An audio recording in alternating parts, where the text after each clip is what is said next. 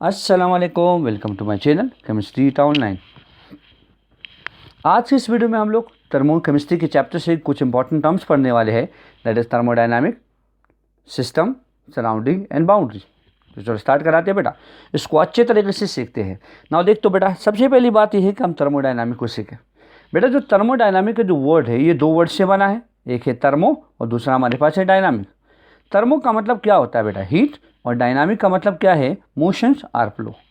सीधा सीधा मतलब क्या हुआ कि जब हम लोग ये बात पढ़े कि थर्मोडायनामिक को किस तरीके से डिफाइन करें, तो हम बोलेंगे कि study of flow of heat into और out of the system. Mean जब भी हम लोग फ्लो ऑफ हीट की स्टडी करने जा रहे हैं तो या तो सिस्टम में हीट अंदर जा रही होगी या तो एक सिस्टम से हीट बाहर रिलीज हो रही होगी। तो इस study of flow of heat को हम क्या बोलेंगे, थर्मोडायनामिक। मतलब सीधा सीधा बात यह है कि जब भी हम एक सिस्टम की स्टडी कर दें तो हो सकता है कि हमारे पास जो रिएक्शन हो वो एंडोथर्मिक हो या जो प्रोसेस हो वो एंडोथर्मिक प्रोसेस हो। एंडो का मतलब क्या है बेटा, इनसाइड, और थर्मिक का मतलब क्या है, हीट। मतलब अगर एक सिस्टम हीट को जज़ब करने जा रहा है तो एंडोथर्मिक होगा, और अगर एक सिस्टम से हीट को हम लोग बाहर रिलीज करने जा रहे हैं या ये खुद ब खुद कर रहा है तो this reaction is said to what, इसको हम क्या बोलेंगे, these are said to exothermic. तो एक्सोथर्मिक प्रोसेस में एक सिस्टम से हीट रिलीज होगी और एंडोथर्मिक प्रोसेस में एक सिस्टम को हीट जज़ब हो जाएगी, मिल जाएगी। समझ रहे हो बात को बेटा। तो study of flow of heat को हम कलेक्टिवली क्या बोलते हैं बेटा, this is said to word, इसको बोलते हैं थर्मोडायनामिक। अब बेटा आगे बढ़ते हैं। थर्मोडायनामिक के बाद हम ये बात जानते हैं कि जो यूनिवर्स होता है तो यूनिवर्स दो चीज़ों से बना है, एक सिस्टम और दूसरा है सराउंडिंग। और बेटा सिस्टम और सराउंडिंग को अलग करने के लिए हमारे पास एक लेयर्स होती है जिसको क्या बोलेंगे, बाउंड्रीज। अब आते हैं कि सिस्टम, सराउंडिंग और बाउंड्रीज को हम अच्छी तरीके से समझ लें। देख तो बेटा, जो चीज़ हमारे ऑब्जर्वेशंस में होती है, जिस चीज़ को हम स्टडी कराते हैं, इसी को सिस्टम बोलते हैं। तो कैसे डिफाइन करेंगे कि part of universe which are under scientific observation. मतलब ये हमारे पास यूनिवर्स का वो हिस्सा हो गया जिसको हम स्टडी कर रहे हैं, जिस पर हमारी फोकस होती है, तो this is said to system. अब बेटा देख तो सिस्टम्स हमारे पास क्या है, तीन किस्म के सिस्टम्स होते हैं। तो सिस्टम में एक हमारे पास होता है ओपन सिस्टम। तो बेटा ओपन सिस्टम में ये होता है कि मान लें अगर मैं आपको बता दूं कि दो चीज़ें, एक मैटर होगा और दूसरा आपको मैं बता दूं कि दूसरा हमारे पास क्या है बेटा, हीट। अगर मान ले कि हीट और मैटर दोनों का क्या हो रहा है बेटा, एक्सचेंज हो रहा है। एक्सचेंज कैसे हो रहा है, मतलब सिस्टम से कहाँ पर जा रहा है, सराउंडिंग में, और सराउंडिंग से कहाँ जा रहा है बेटा, सिस्टम में। तो मतलब अगर सिस्टम और सराउंडिंग में दोनों में क्या होगा बेटा, मैटर और हीट का एक्सचेंज हो रहा है, तो this is said to word बेटा ओपन सिस्टम।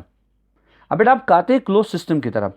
अगर मैं आपको बात बता दूं बेटा कि जो मैटर और हीट की बात करा रहे, अब क्या होगा, क्लोज सिस्टम में ये होगा कि हीट का एक्सचेंज होगा पर मैटर का एक्सचेंज ना होगा, तो this type of system is said to close system. अब बेटा अगर मान ले कि मैं मैटर और हीट दोनों को लूँ, अब अगर मैटर का भी एक्सचेंज नहीं हो रहा है और हीट का भी एक्सचेंज नहीं हो रहा है, तो दोनों के एक्सचेंज ना होने की वजह से this system is said to word बेटा आइसोलेटेड सिस्टम। समझ गए बात को बेटा।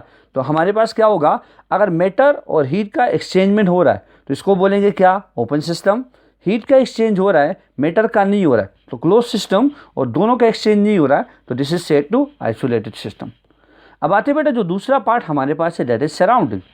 तो सराउंडिंग किसे कहते हैं बेटा, यूनिवर्स में सिस्टम के अलावा हमारे पास जो बाकी पोर्शन रह जाता है उसी को क्या बोलते हैं बेटा, सराउंडिंग। तो हाउ टू डिफाइन सराउंडिंग, तो mean rest part of the universe included system. कि मतलब यूनिवर्स में हमारे पास जो भी पार्ट आप जो स्टडी कर रहे हो सिर्फ सिस्टम के अलावा, excluding system, this is called surrounding. अब बेटा देख तो सराउंडिंग और सिस्टम को अलग करने के लिए क्या होगा बेटा, कुछ हम लोगों को सरफेस की ज़रूरत है, बाउंड्रीज की ज़रूरत है जो इनको अलग कर सके। तो थर्ड टर्म्स हमारे पास है बाउंड्री।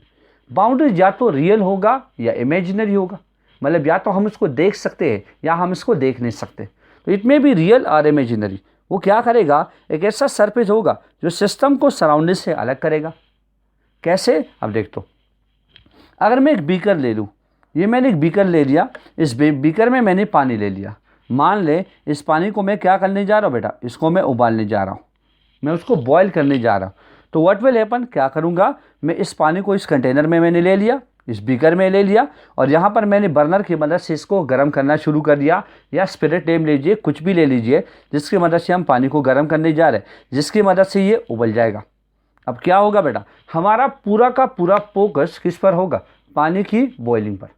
अब बेटा देख, तो जिस पर हमारा ऑब्जर्वेशन हो, जिस पर हमारा फोकस हो, तो यही हमारे साथ क्या होगा बेटा, these are said to word, ये हमारे पास हो जाएगा सिस्टम, क्योंकि हम वाटर ही को उबाल रहे हैं, पूरा का पूरा फोकस इसी पर होगा।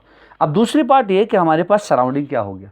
सराउंडिंग मैं आपको बता दूं कि मान ले कोई स्टूडेंट इसको करा रहा है तो ये इसका सराउंडिंग, या कोई टीचर इसको परफॉर्म करने जा रहा है तो ये इसका सराउंडिंग। लेबॉर्ट्री है, लेबॉर्ट्री में ये करने जा रहा है, ये इसका सराउंडिंग। मान ले किसी इंस्ट्रूमेंट के, मतलब जैसे मैं आपको बता दूं बेटा कि थर्मोमीटर हमारे पास क्या है, जिससे हम इसके बॉइलिंग पॉइंट की नाप तोल करा सके, ये इसके लिए सराउंडिंग। अब मैं आपको बता दूं बेटा कि जो भी चीज़ें हमारे पास वाटर के अलावा यहाँ पर है, जैसे बीकर है, ये भी इसका सराउंडिंग। तो मीन हमारे पास ये पूरा एयर, एयर इसका सराउंडिंग। तो जो चीज़ें हमारे पास पानी के अलावा आ गए वो सारे के सारे क्या हो गए बेटा, सराउंडिंग। समझ गए बात को बेटा। अब आती है बाउंड्रीज की तरफ। अब बाउंड्रीज में मैं आपको एक बात बता दूँ, बाउंड्रीज में आप देख सकते हो बाहर हमारे पास मान ले पूरी तरीके से क्या हो, एयर मौजूद है, हवा मौजूद है। तो क्या होगा बेटा, इस वाटर को और एयर को अलग करने के लिए हमारे पास क्या है बेटा, ये एक कंटेनर है। ये कंटेनर हमारे पास क्या है, ये एक रियल बाउंड्री है जिसको हम देख सकते हैं। मतलब इस वाटर को और बाहर जो हमारे पास जहाँ सराउंडिंग एयर है, इससे अलग करने वाला हमारे पास ये एक बाउंड्री है जो कि हम देख सकते हैं। तो this is said to real boundary. अब यहाँ पर क्या है बेटा कि हवा तो यहाँ पर भी है, हो सकता है वाटर के साथ वो कंटेक्ट में हो। तो यहाँ पर एक ऐसे लाइन में मैंने डॉटेड लाइन से रिप्रेजेंट करके रखी है जिसको हम देख नहीं सकते। तो एक ऐसी इमेजिनरी सरफेस जिसमें क्या हो बेटा, एयर को हम इस वाटर मॉलिक्यूल से क्या कर दे, अलग करा दे। तो this is said to imaginary boundary. तो आप लोगों ने यहाँ देख दिया कि बाउंड्रीज दो किस्म का होगा, एक तो रियल और दूसरा इमेजिनरी। तो रियल और इमेजिनरी बाउंड्री या सरफेस जो क्या करे बेटा, सिस्टम को सराउंडिंग से अलग करे, this is said to what, boundary. तो हम लोगों ने तीनों चीज़ों को सीखा, सिस्टम को, सराउंडिंग को, और हम लोगों ने बाउंड्रीज को सीखा। समझ रहे हो बात को बेटा। आगे बढ़ते इस क्वेश्चन को सॉल्व कराते हैं। ईटा 2018 का क्वेश्चन इस पर आया था। कहते हैं कि स्टूडेंट हमारे पास कैल्शियम कार्बोनेट को डिकम्पोज करने जा रहा था एक चाइना डिश में, बर्नर की मदद से उसको हीट कर रहा था, किस में, लेबोरेटरी में। तो सिस्टम इस एक्सपेरिमेंट में क्या होगा, चाइना डिश, लेबोरेटरी, बर्नर या कैल्शियम कार्बोनेट। तो आप देख सकते हो बेटा, मान ले कि यहाँ पर मैंने एक ट्राइपोड स्टैंड ले लिया। इस ट्राइपोड स्टैंड के मतलब ऊपर मैंने क्या कर दिया, एक चाइना डिश मैंने रखवा दिया। इस चाइना डिश में मैंने क्या किया, कैल्शियम कार्बोनेट, मार्बल को रखवा दिया। कैल्शियम कार्बोनेट को कॉमनली क्या बोलते हैं बेटा, मार्बल।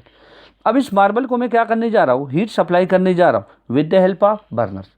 आप मुझे बता दो इसमें सिस्टम क्या होगा। तो बेटा ये तो बहुत सिंपल क्वेश्चन था। जिस चीज़ पर हम लोग फोकस करने जा रहे हैं, जिस प्रोसेस को हम कराने जा रहे हैं, तो क्या करने जा रहे हैं मुझे बताओ। तो हम लोग करने जा रहे हैं डिकम्पोजिशन ऑफ कैल्शियम कार्बोनेट। अब बेटा देख, तो अगर मैं कैल्शियम कार्बोनेट को ले लूँ, जैसे कि हमारे पास commonly we call it what, marble. अब अगर मैं इस मार्बल को हीट कर दूँ तो हीट करने से क्या होगा, it will become decompose, it will form what, CaO। एक कैल्शियम एक ऑक्सीजन यहाँ से निकल गया तो एक कार्बन और दो ऑक्सीजन बच गए, तो carbon dioxide gas is evolve. तो आप देख सकते हो बेटा क्या है कि हम कैल्शियम कार्बोनेट की डिकम्पोजिशन करने जा रहे हैं। इसी पर हमारा पूरा का पूरा फोकस है, ना कि हमारे पास लेबोरेटरी पर है, ना कि बर्नर पर है, ना कि चाइना डिश पर है, केवल इसी पर है, ताकि ये टूटे और हम अपना रिजल्ट इससे हासिल करें। तो the system will be what बेटा, calcium carbonate. The correct answer is option D.